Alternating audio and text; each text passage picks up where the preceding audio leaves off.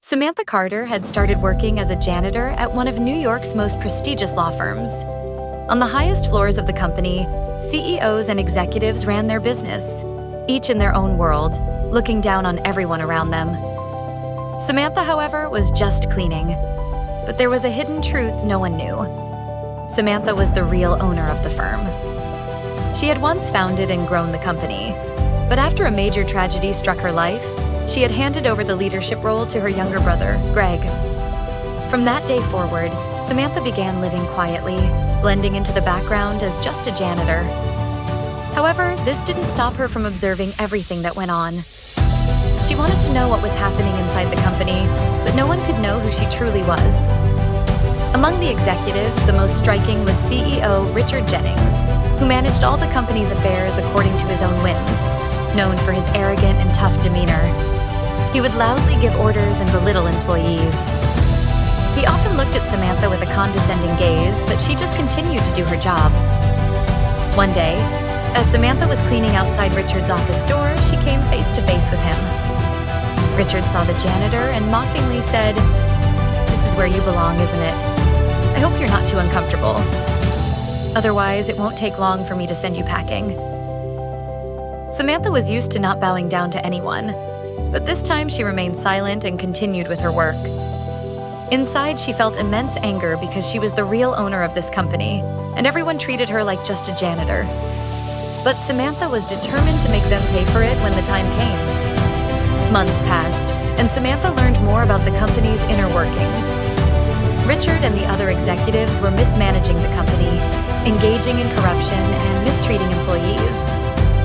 But Samantha quietly observed everything. Nothing escaped her eyes.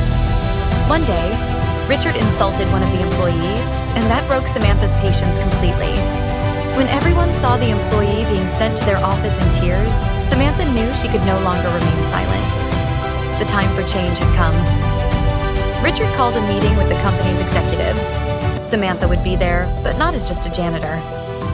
She was the true owner of the company, and everyone was about to find out. That morning, instead of wearing her janitor uniform, she donned a sleek black dress, high heels, and a stylish jacket. Her hair was neatly pulled back, and her face carried a confident expression. As she walked through the company headquarters, employees stared at her in astonishment. They had never seen her like this before. When she entered the meeting room, Richard didn't recognize her. At first, he mockingly said, "I think you're in the wrong room, ma'am. This is a management meeting. You don't belong here." Samantha raised her head, walked toward Richard, and said, "I am the real owner of this company, and I've been here secretly to see how things are being run. I've learned the truth, and everything is going to change now." Richard's face instantly turned pale.